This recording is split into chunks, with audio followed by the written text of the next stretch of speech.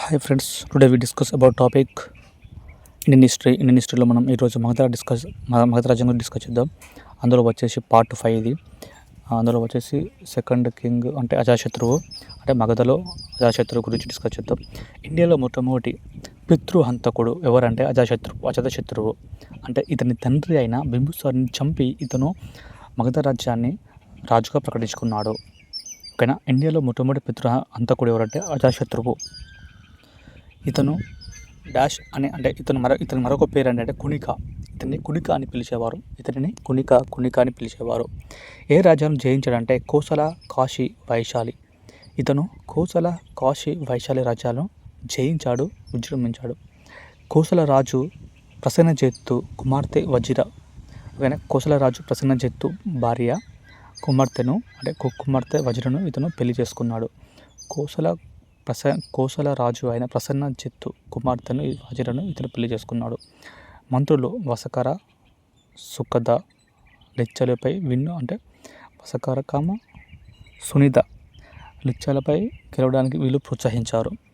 బుద్ధుని కజిన్ అయిన దేవదత్తుడి సహాయంతో ఇతను బుద్ధుడిపై దాడి చేశాడు.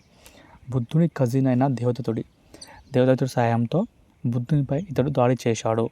తర్వాత ఇతను క్షమాపణ కోరుకుంటాడు. ఇతను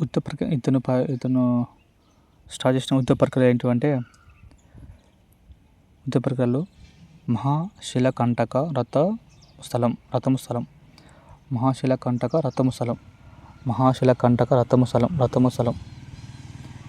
యుద్ధ ప్రక్రియలో మహాశిలకంటక రథము స్థలం. బరువైన రాళ్ళు విసిరే యంత్రం ఏంటిదంటే మహాశిలకంటక.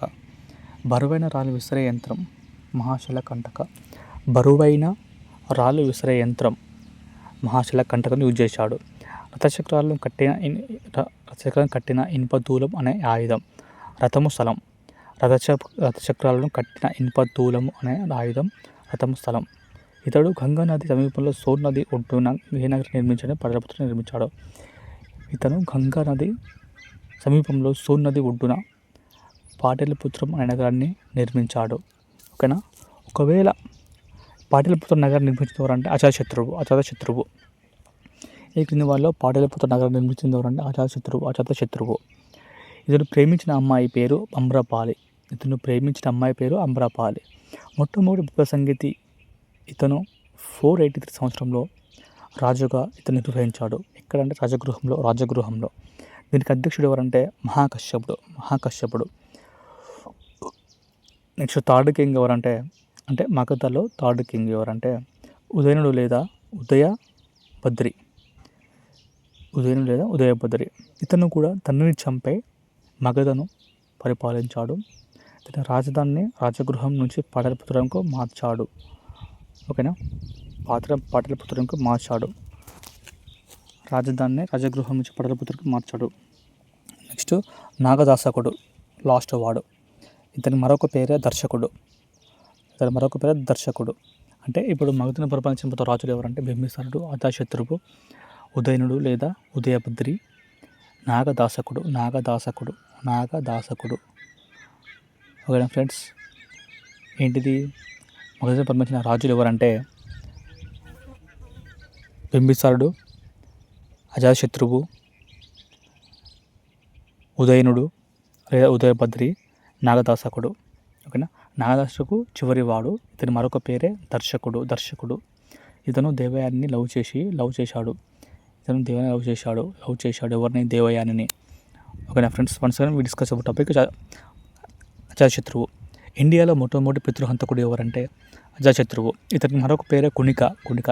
ఇతను కోసల, కాశీ, వైశాలి రాజ్యాలను జయించాడు. కోసల రాజు అయిన ప్రసన్నజిత్తు కుమార్తె అయిన వజిరను ఇతను పెళ్లి చేసుకున్నాడు. అంటే ఇతని భార్య వజిర. ఇతను ప్రేమించిన అమ్మాయి అమ్రపాలి. మంత్రులు వసక్కర, సునీత లిచ్చలపై విజయం చేశారు. బుద్ధుని కజిన్ అయిన దేవదత్తుడి సహాయంతో బుద్ధుడిపై దాడి చేశాడు. తర్వాత క్షమాపణ కోరాడు. ఇతని యుద్ధ పరికరములు మహాశిలకంటక రథము స్థలం. మహాశిలకంటక అంటే బరువైన రాళ్ళు విసిరే యంత్రం.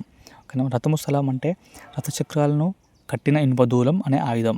ఇతడు గంగా నది సమీపంలో సోన్ నది ఒడ్డున పాటలిపుత్రం అనే నగరాన్ని నిర్మించాడు. ఇతడు ప్రేమించిన అమ్మాయి అమ్రపాలి.